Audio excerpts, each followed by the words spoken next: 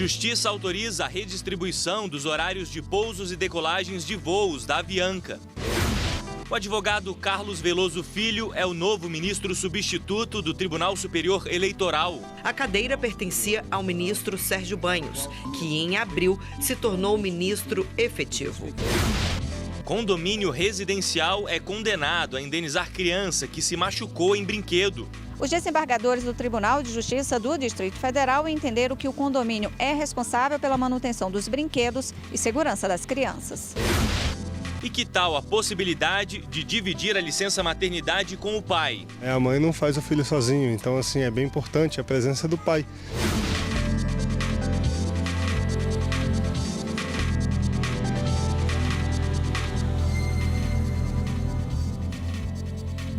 Olá, boa tarde. A Justiça autorizou a Agência Nacional de Aviação Civil a redistribuir os horários de pousos e decolagens de voos da companhia aérea Avianca. A decisão do Tribunal de Justiça de São Paulo suspendeu a liminar que impedia a ANAC de fazer essa distribuição.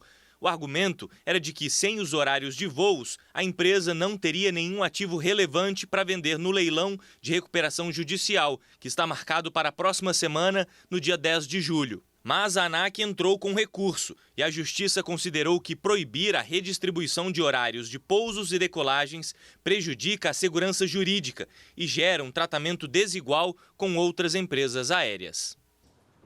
O presidente Jair Bolsonaro indicou o advogado Carlos Veloso Filho para ocupar o cargo de ministro substituto do Tribunal Superior Eleitoral.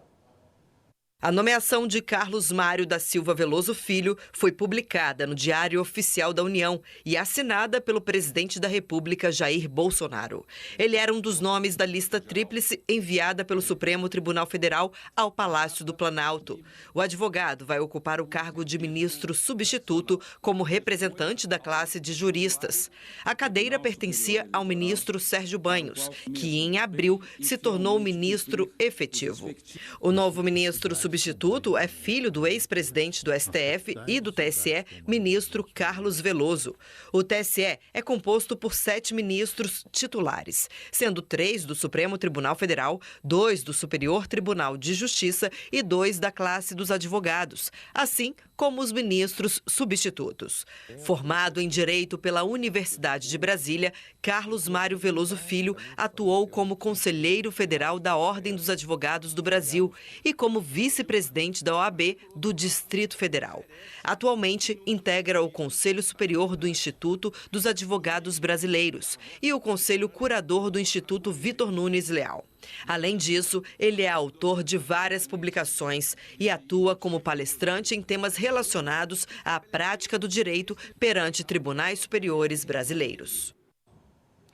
O Supremo Tribunal Federal recebeu uma ação da OAB contra o contingenciamento de verbas de universidades federais. Para a Ordem dos Advogados do Brasil, o decreto do presidente Jair Bolsonaro afronta preceitos constitucionais sobre o dever de motivação da administração pública e o princípio da autonomia universitária. Como outras ações já ocorrem no STF, o relator também será o ministro Celso de Mello, que já cuida de outros pedidos.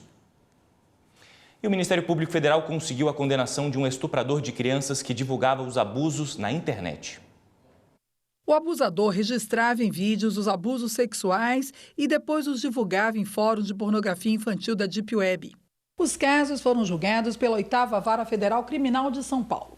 Pedro Henrique Barbosa assinava como Pedro CP. Ele está preso, condenado a mais de 90 anos de prisão e multa por ter violentado um menino e uma menina menores de 12 anos. Ele é autista, ela com dificuldade de comunicação, durante aulas de música de capoeira que ele dava a essas crianças. As fotos e vídeos foram descobertos por autoridades australianas que incluíram na base de dados internacional de exploração sexual infantil da Interpol. Em julho de 2018, a Polícia Federal do Brasil recebeu uma informação. A pista continha o perfil do acusado no Facebook.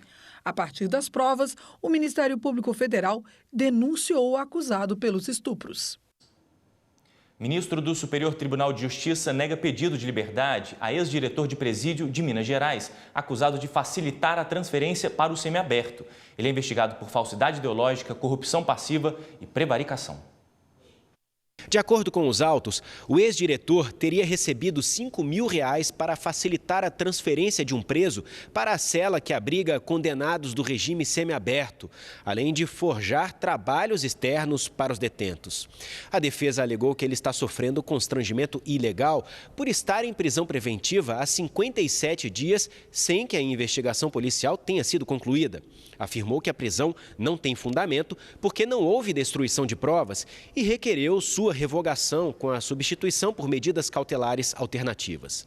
O relator no STJ, ministro Joel Ilan Paciornik, explicou que não é possível, em análise preliminar, identificar a ocorrência de constrangimento ilegal que justifique a concessão de liminar em habeas corpus. Para o ministro, a pretensão deve ser submetida à análise do órgão colegiado para exame aprofundado das alegações relatadas após manifestação do Ministério Público Federal. O mérito do habeas corpus será julgado pela 5ª turma.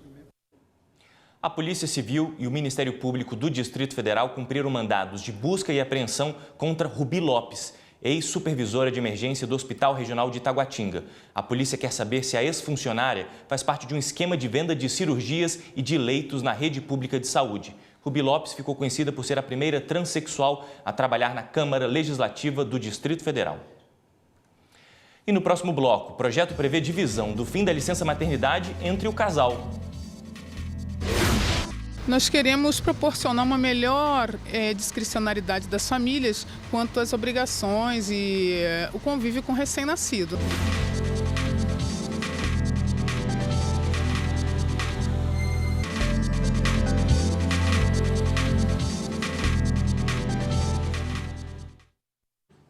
Uma criança será indenizada em R$8 mil por danos morais por ter se machucado em um brinquedo no condomínio residencial onde mora. O caso foi em Brasília. Os condomínios com lazer completo é uma tendência em várias cidades brasileiras pela comodidade e segurança. Esse aqui tem 2 parquinhos infantis, uma quadra de esportes e uma casinha de madeira. E o estado de conservação deles é fiscalizado constantemente. Aqui a gente tem uma equipe de manutenção própria do condomínio e os brinquedos são revisados continuamente. Caso haja algum problema ou algum defeito, e normalmente as mães indicam, se há algum problema, a gente faz a manutenção imediatamente. Mas nem todos os lugares têm esse cuidado. Em Brasília, um condomínio residencial vai ter que indenizar uma criança de 4 anos que caiu de um brinquedo que estava mal conservado. Ela fraturou o cotovelo e teve que operar. Os pais da criança alegaram que houve negligência e, por isso, pediram na justiça reparação por danos morais. Os desembargadores entenderam que condomínio é responsável pela manutenção dos brinquedos e pela segurança das crianças, mas dividiu a responsabilidade entre o condomínio e os pais com base no regimento interno, que determina que, ao usar o parquinho, as crianças devem estar acompanhadas. A indenização foi fixada em R$8 mil, mas o condomínio terá que pagar R$4 mil. Este advogado explica que os desembargadores aplicaram a culpa concorrente. O juiz de primeira instância considerou que 50% da culpa foi da própria vítima, no caso aqui dos pais da vítima ou do responsável que o acompanhava, em razão da vítima ser menor de idade. E nessa medida, essa condenação que foi de R$8 mil, o condomínio vai ter que pagar apenas R$4 mil, que foi a parcela de culpa que o juiz considerou do condomínio.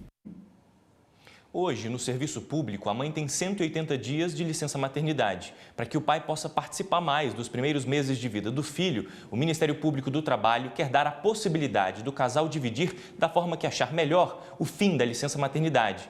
Mas para que isso ocorra, é necessário alterar a legislação. Os nascimentos das filhas mudaram a rotina da família.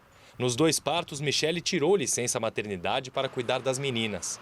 O marido compartilha com ela as tarefas diárias de cuidado com as crianças. A mãe não faz o filho sozinho, então é bem importante a presença do pai. Eu tenho as minhas pequenas aqui, estão aqui comigo agora, e eu, por exemplo, sempre participei de tudo, desde as internações, as cirurgias, e tudo que se passou na vidinha delas até o presente momento. O período de licença maternidade e paternidade varia entre o serviço público e a iniciativa privada. No serviço público é de 180 dias para a mãe e de 20 dias para o pai. Já na iniciativa privada é de 120 dias para a mãe, podendo chegar a 180 dias. Para o pai é de 5 dias, com possibilidade de chegar a 20 dias. O aumento no período das licenças depende se o empregador está cadastrado no programa Empresa Cidadã. Um projeto do Ministério Público do Trabalho quer mudar a forma e o período das licenças paternidade e maternidade para servidores do Ministério Público da União e criar a chamada licença parental. Pela proposta, a mãe tem que tirar 120 dias de licença. Os outros 60 ela pode dividir com o pai, da maneira como o casal preferir. Nós queremos proporcionar uma melhor discricionariedade das famílias quanto às obrigações e o convívio com o recém-nascido, né? Proporcionando um convívio mais amplo do pai com o recém-nascido.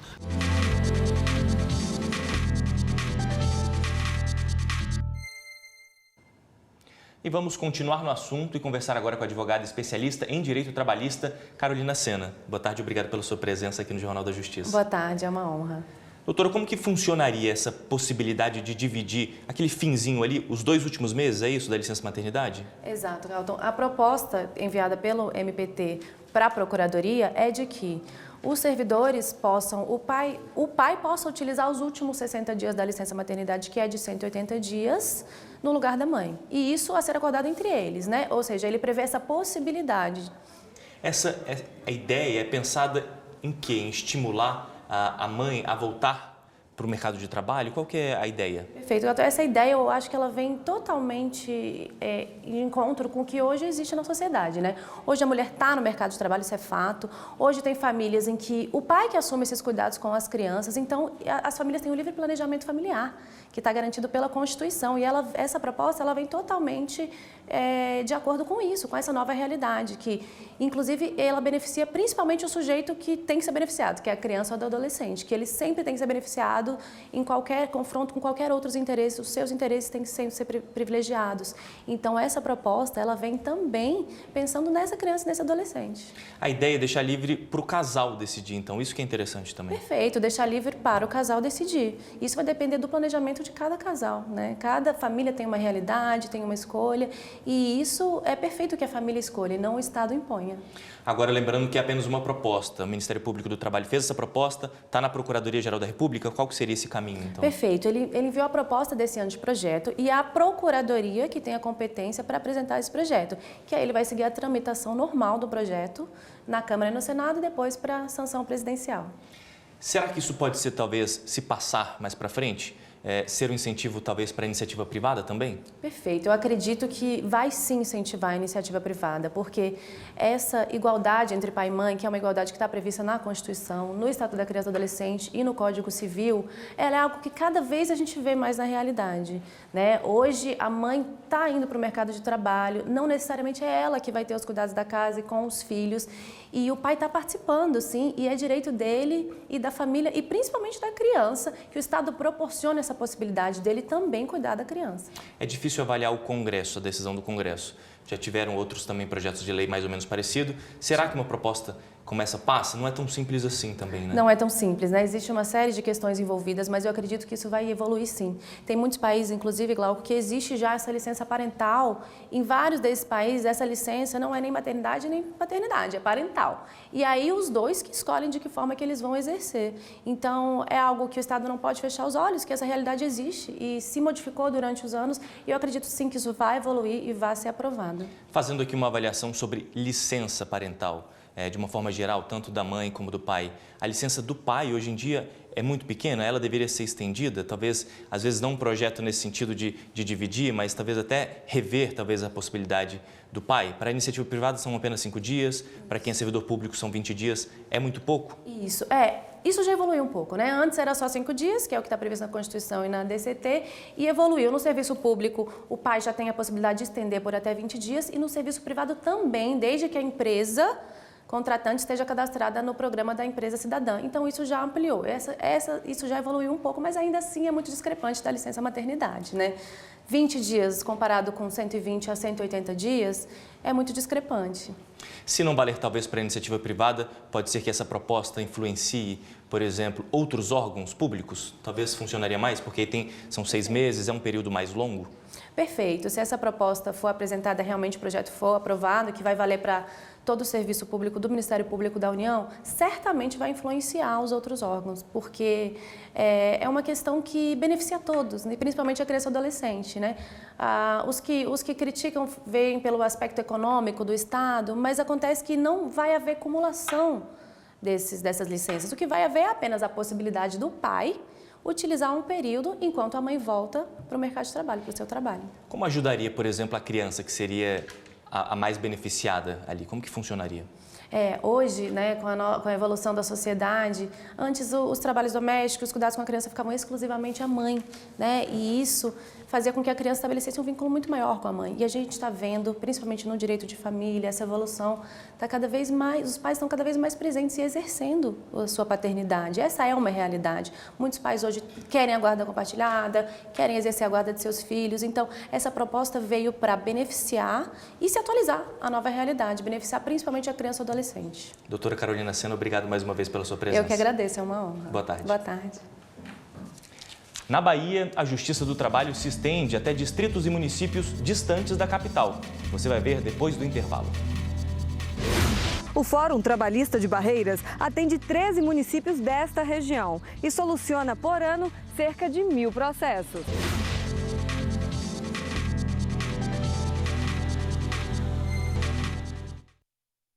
Ministro do Superior Tribunal de Justiça nega pedido da Google para suspender quebra de sigilo de dados de grupo de usuários não identificados. A liminar indeferida pelo ministro Nefi Cordeiro foi pedida pela Google em recurso em mandado de segurança. A empresa recorreu ao STJ após ter um pedido de liminar negado pelo Tribunal de Justiça de Sergipe. O ministro Nefi Cordeiro, que é o relator do recurso, ressaltou que a liminar é cabível apenas em situações de flagrante constrangimento ilegal, situação não verificada nos autos. A Google contesta a quebra de sigilo telemático pedido pela Polícia Civil de Sergipe e autorizado pelo juízo da comarca de Porto da Folha.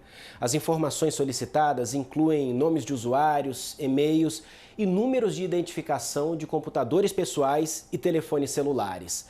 As pessoas que tiveram o sigilo quebrado estavam perto do local de um homicídio no momento do crime, usando os serviços da Google. A empresa alega que a medida é ilegal porque abrange um conjunto não identificado de pessoas, sem individualizá-las. O Tribunal de Justiça de Sergipe entendeu que o pedido da autoridade policial encontra respaldo no artigo 22 do Marco Civil da Internet, que prevê as hipóteses nas quais as quebras de sigilo consideradas mais amplas seriam permitidas. E acrescentou que a intimidade dos usuários foi preservada, porque a medida não revela o conteúdo das comunicações. O mérito do recurso contra a decisão do TJ de Sergipe ainda será julgado pela 6ª Turma do Superior Tribunal de Justiça. A tecnologia a serviço do Judiciário. No primeiro semestre deste ano, o Supremo Tribunal Federal contabiliza um número grande de processos recebidos e julgados por meio eletrônico. Além de trazer maior eficiência, a iniciativa gera emprego. Do papel para o computador, agora grandes pilhas de processos estão virando documentos digitais. Economia de espaço e agilidade nos julgamentos. O Supremo Tribunal Federal tem sido um exemplo de inovação.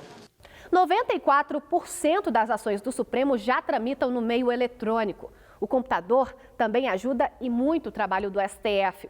Além do plenário presencial, tem ainda os julgamentos virtuais. Em apenas 7 dias, os ministros votam os processos e liberam as decisões. A internet é uma aliada na transparência. Durante as sessões, os votos ficam disponíveis na página do Supremo Tribunal Federal. Só no primeiro semestre deste ano, 83% da comunicação do Supremo com outros órgãos do Judiciário foram feitas de forma eletrônica. Quase 49 mil autos foram recebidos pela nova plataforma de sistemas do STF e mais de 18 mil processos eletrônicos recebidos por meio do novo sistema de integração com o Conselho Nacional de Justiça. Para acelerar a mudança, o Supremo fez uma parceria. 370 pessoas com deficiência trabalham para digitalizar o acervo da Corte. Eles higienizam, identificam, escaneiam, conferem petições, provas, decisões. Milhões de papéis que vão virar arquivos virtuais. E de quebra incentiva o mercado de trabalho. O primeiro emprego da Fabiana, ela pode dizer, foi no Tribunal Máximo do país. A experiência profissional aqui é muito importante na área dela, a inclusão também, que ajuda a ter a experiência e aprender. E trabalhar no STF é muito importante por causa disso. A gente tem todo o trabalho de treinamento dessas pessoas, muitos é o primeiro emprego, né, a primeira oportunidade que tem de estar inserido no mercado de trabalho. Então a gente tem esse trabalho de treinamento e realmente está preparando essa pessoa para não só o projeto atual aqui no STF, mas para outras oportunidades no mercado. A 6ª turma do Tribunal Superior do Trabalho condenou 2 empresas de telecomunicações a pagar o adicional de periculosidade a um técnico de instalação de TV a cabo. O profissional alegou que estava exposto a condições de risco por trabalhar próximo às redes de alta tensão nos postes. O laudo da perícia constatou o risco conforme norma regulamentadora do extinto Ministério do Trabalho. Ainda segundo o laudo, as redes de TV a cabo permanecem entre as redes de energia elétrica e os cabos de telefonia, a uma distância de 20 a 80 centímetros. O Tribunal Regional do Trabalho da 2ª Região, em São Paulo, entendeu que o adicional de periculosidade se destina apenas a quem trabalha exposto ao sistema elétrico de potência. Para o Tribunal Regional, esse não era o caso do técnico de instalação.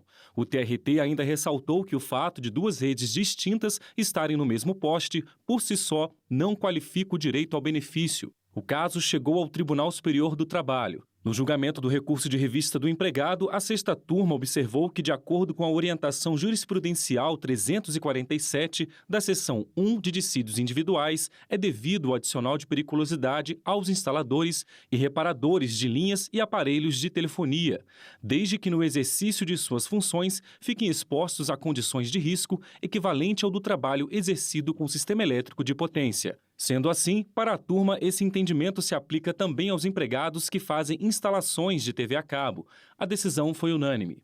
E esta edição do Jornal da Justiça fica por aqui. Uma boa tarde para você e um bom fim de semana.